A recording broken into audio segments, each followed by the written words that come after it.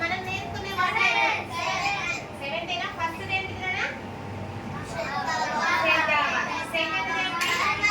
Permanent third one త్రివిధం fourth one ఈ రెండు బాగా గుర్తుంటాయిరా 3 అంటే మూడవది నహి అంటే 4 నహి ఈ బాగా గుర్తుంటాయి 51 సత్యం 51 సత్యం నెక్స్ట్ ఇప్పుడు 6th వన్ షష్ఠి సిక్స్త్ కదా కాబట్టి శ్రేయు అలా ఇప్పుడు ఓకేనా సత్యము 7th చెప్పుకుంటే సాత్ కలిసేది సరే మనం చెప్పేసుకున్నాం ఇప్పుడు ముందుగా అష్టమి ముందుకు వచ్చేస్తున్నాము ఓకేనా 7th వన్ చెప్పుకునే భగవద్గీత శ్లోకం జాగ్రత్తగా వినండి సింపుల్ గా వచ్చేస్తుంది అద్వేష్ట సర్వభూతానాం అద్వేష్ట సర్వభూతానాం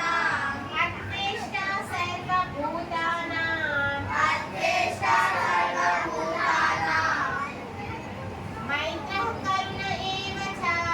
మైత్రః కరుణ ఏవ చ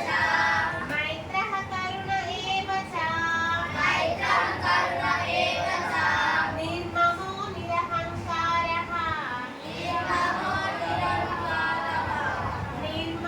నిరహంకారః సమదుఃఖ సుఖ క్షమీ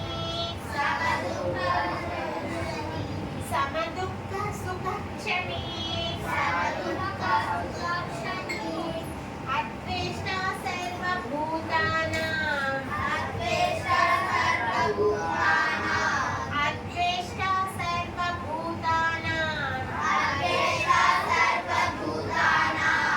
మైత్రః కరుణ ఏవ చ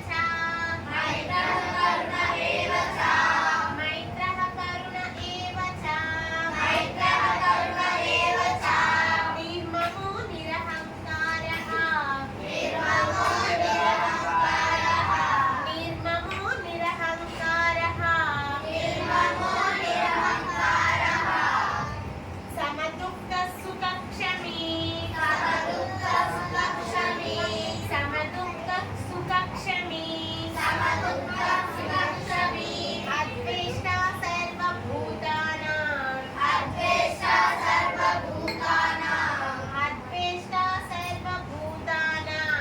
అద్వేష్ట సర్వభూతానాం మైత్రః కరుణ ఏవ చ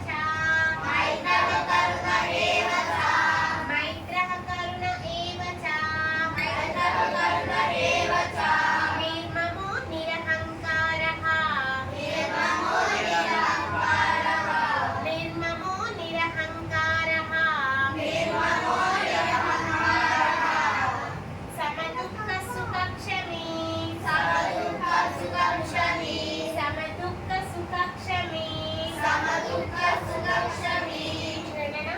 దీని యొక్క అర్థం ఏమిటి అంటే అద్వేష్ట సర్వభూతానం సర్వ అంటే అన్ని భూతానం అంటే ప్రాణులు జీవులు అన్ని ప్రాణులయందు అద్వేష్ట అంటే ద్వేషం ఎవరికైతే ఉండదో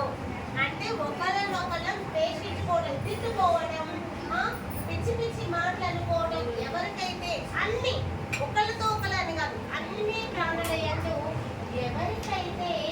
ద్వేషం ఉండదో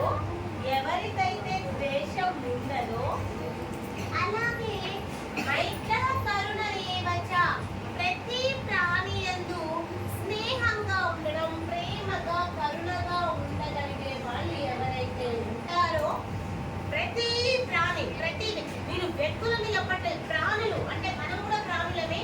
అది జంతువులు కావచ్చు పశువులు కావచ్చు చెట్టు పుట్ట ఏదైనా కావచ్చు మనుషులం కావచ్చు ప్రతి ప్రాణి యందు కరుణతో ప్రేమగా ఉండి స్నేహంగా ఉండి ద్వేషం లేకుండా ఉండడం వాళ్ళు ఎవరైతే ఉంటారో అలాగే నిర్మమో నిరహంకార అంటే అందరి యందు అతిగా ఏంటిది అహంకారం లేకుండా ఉండడము మమకారంతో ఉండడము మమకార అహంకారాలకి అతీతంగా ఉండడము అంటే ఒకరి మీద ఎక్కువ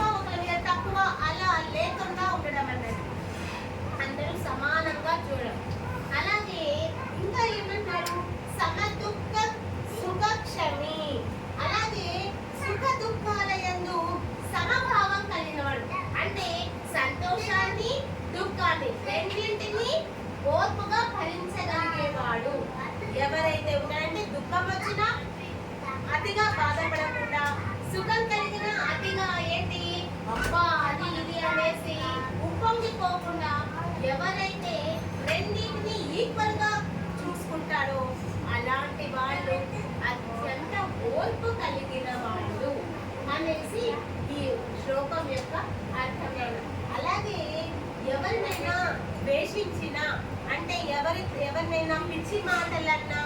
ఎవరితో అయినా కోపంగా ఉన్నట్లయితే అదేమి దాని అర్థం ఏమిటి అంటే ఎవరితో అయినా ద్వేషంగా ఉంటే దాని అర్థం ఏమిటి అంటే మనకి ఇష్టమైన దైవాన్ని ద్వేషించినట్లే, అంటే మన ఇష్టమైన దైవాన్ని తిట్టినట్లే. దాని అర్థం అది ఎవరైనా కోపన్నా ద్వేషించినా మన యొక్క దేవుణ్ణి మనం కోపగించుకున్నట్లు అలాగే ద్వేషించినట్లు అర్థం. దానికి సంస్కృతంలో ఒకటి ఉంటుంది నాన్న, సర్వజీవ తిరస్కారం కేశవ ప్రతిగచ్చతి అనేసి అంట. సర్వజీవ తిరస్కారం కేశవ ప్రతిగచ్చతి అంటే ఎవరైనా దూషించినా తిరస్కరించినా